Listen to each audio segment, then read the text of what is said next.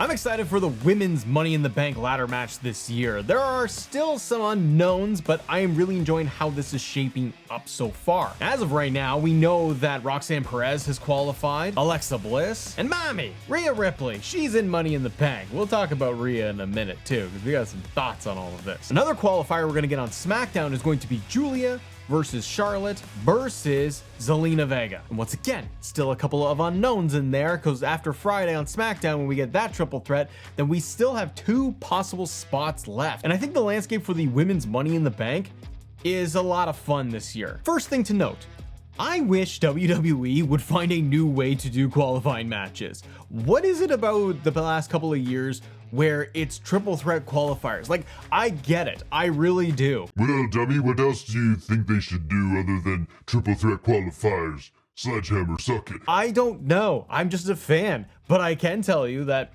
having every single match for Money in the Bank qualifiers being a triple threat, I don't know, it's kind of just not that entertaining to me. Because there's always one person in the triple threat that you're like, they're eating the pin. Doesn't have a lot of intrigue. Mix it up. Battle royals, triple threats, fatal four, elimination matches. Oh, I love elimination matches. Anyways, for this qualifier that we have coming up, where it's Julia, Charlotte, and Zelina, Zelina's eating the pin there. I believe that Julia is going to make it into Money in the Bank, because we saw Roxanne Perez on Raw. She got into Money in the Bank, and I think because the two of them kind of came up and got contracted to Raw and SmackDown together, you want to showcase them. You want to show them off. If we're getting Roxanne in there, there is zero reason why Julia should not be in Money in the Bank. Not to win it, but to have a really standout showcase in there and see what she can do. Friday Night SmackDown is going to be her first match she's going to have on SmackDown.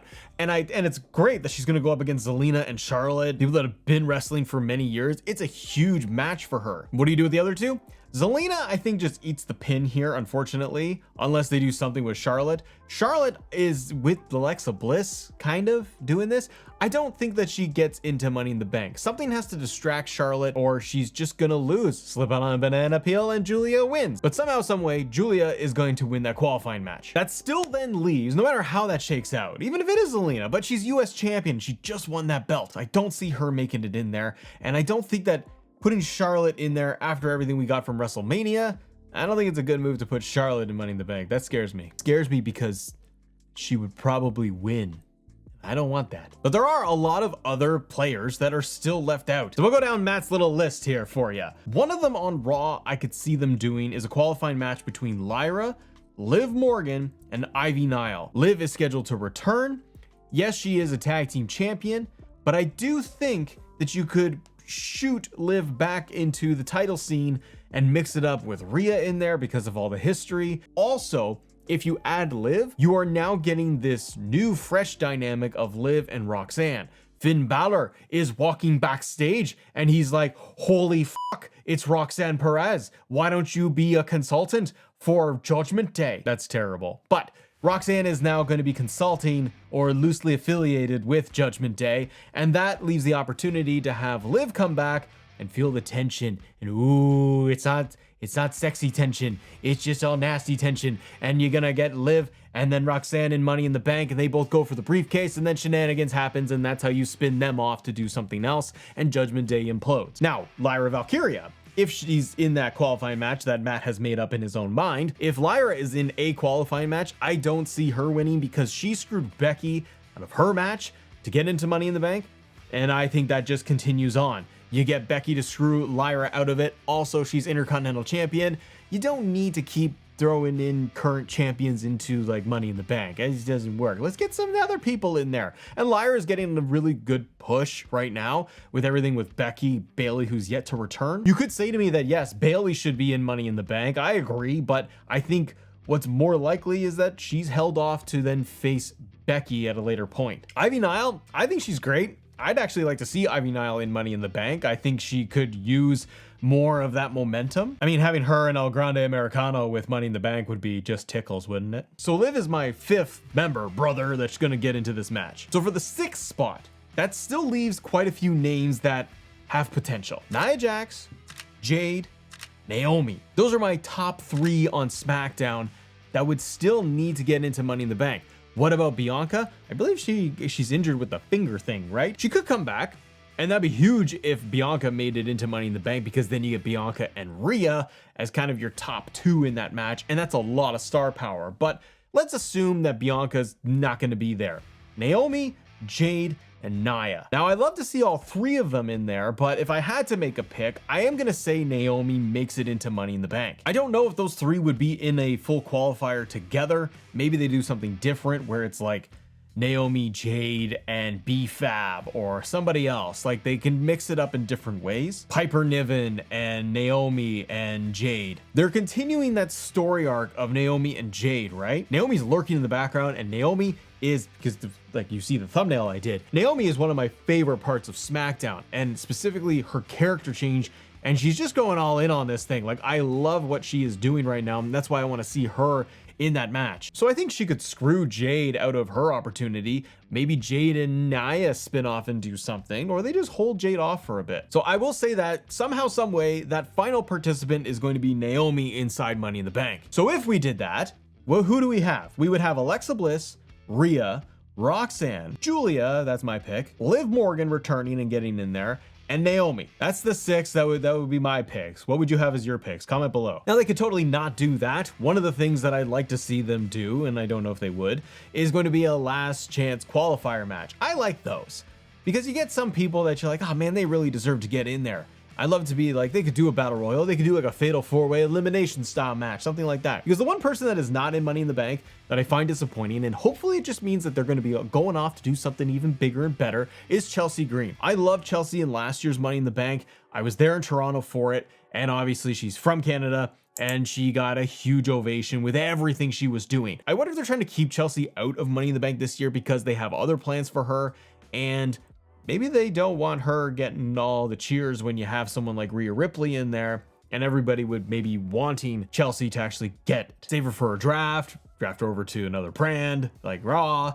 I don't know, but you could do something else with Chelsea. I have big hopes for Chelsea Green. So let's run down this match then and give you some predictions of where I think they're going to land. Alexa Bliss, odds of winning this thing, not as high as I think. So I don't think Alexa Bliss will win it because I think that she is going to spin off and do whatever with Charlotte. Feels like they're going to be a team. Maybe something Wyatt related will happen. I feel like you could get like almost a faction going between Alexa Bliss, Charlotte running it, and they recruit like younger talent, and they're kind of in charge, and then you have a power struggle, or they're just going to be a tag team. I don't know if WWE is going to keep the women's tag team division going. It's just, there's just a whole lot of nothing going on. But I could see them moving Charlotte and Bliss into the tag division. They could dominate that thing, kind of as just like the bitter veteran team. 2-woman power trip, it'd be fun. But I don't see Bliss winning. Roxanne Perez, no. But I think that, as I said, I think that if Liv gets into Money in the Bank, that those two have their spin-off. There's confrontations and all of that in the match. So then Roxanne is going to be busy doing that. Julia, assuming Julia wins it, don't see it happening. Too soon. Be a lot of fun, be surprising, be shocking, don't get me wrong. Just feel like they need to establish her on TV a lot more, and they have way more road with Julia to go. But I do think that she will get big moments, big shiny moments in Money in the Bank. She could also do the confrontation stuff with Roxanne because they talked about how they're not really on the same page despite tagging together. Julia's not into it anymore, so she's going to go off and do her own thing. Liv coming back, if she gets into the match, don't see her winning. Like I said, I think her and Roxanne cancel each other out. Rhea Ripley. Rhea and Naomi, those are my top 2 picks for the women's Money in the Bank match. And I gotta tell you, a dirty, nasty little fun secret here. I do not want Rhea Ripley to win Money in the Bank. She is one of, if not the most popular female superstar in WWE. Crowd reactions massive, huge pops, match is great, all things good. It's all positive. I'm not against the lady, fine work. I just want to see new blood. And I've seen Rhea with the title and chasing the title and WrestleMania matches, and it's all been great. I'm just in the camp of, you know what? Be kind of cool if we did something different, because it feels a little predictable if Rhea Ripley wins Money in the Bank. However, it's Triple H. And with WWE, sometimes they just like to go with the predictable, safe choice. Running it with Rhea Ripley to tell a story, and that story arc could be a year. It could be a couple of months. Could they make it intriguing and fun with Rhea with a briefcase? Absolutely. Mommy in the Bank. That would be the whole theme of it. She decks it out in purple and other things like straps and stuff. Like like the butt straps. She puts it all over the Money in the Bank briefcase, and then she puts a sandwich inside of it. It could be a lot of fun with Rhea because they could set things up. Yes, she could get into it with Io some more for the world title. However, if we fast forward a little bit, SummerSlam, Survivor Series, what if Bianca comes back and picks up that WWE Women's Championship? Then, see, as we're talking, we're figuring things out now. And then you could have Rhea Ripley with the big choice to make. Does she go after, you know, the world title, her title from Io, and do that and try to get that belt back? Or does she set her sights on the Women's Championship and Bianca, and then they do their feud? She doesn't have to slide in and cash in and, you know, do it to Io or do it to Bianca or Tiffany or whoever, but she could say the only way for me to get to Bianca, which she wants to do, and to get to that belt, she's got to get over to the other side. So then she goes over to SmackDown, and that sets up their feud, and you could even have that pre-announced for WrestleMania as the main event. I'm just spitballing here. They could do none of those things, and they could just make it dull and boring. But I don't really want to see Rhea with it, because I think Rhea could just go up to Pierce and just say, I want belt.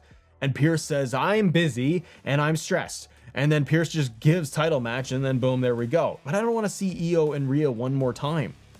Let's do something new. I just know it's gonna come at some point. That's what she said. So that leaves Naomi. And for Matt here, I think Naomi should win Money in the Bank. Do I think she can win it? Yes, I do. Will she? It remains to be seen when it actually unfolds on television. But I do think that Naomi has a great shot at winning this thing because the story they can tell of her with that briefcase and teasing it and all of the feuds that she has been building around her, where she has the issues with Jade, Nia, Tiffany. She can go through kind of everybody. And if Tiffany's holding on to that briefcase and they keep building her as that strong babyface, then a cash in from Naomi will work. That way you can get Tiffany to be chasing for that belt down the road. And I think with all the work that Naomi is doing, you get that briefcase, it's white, you cover it in caution tape, you dazzle it all up, and they like to do that, the custom briefcases. You can't tell me that it wouldn't look cool with Naomi's whole caution theme with Money in the Bank. Promos would be great, and I think they could create a cool moment with her winning Money in the Bank and winning the WWE Championship. But what about the men's Money in the Bank? That's a big question mark. We're still filling those holes too. It's nasty. But if you want to talk about men's Money in the Bank, click this video right here. Guys, consider subscribing to the channel. Helps us grow, helps us get bigger, better, and all that good stuff. Have a great day. See ya.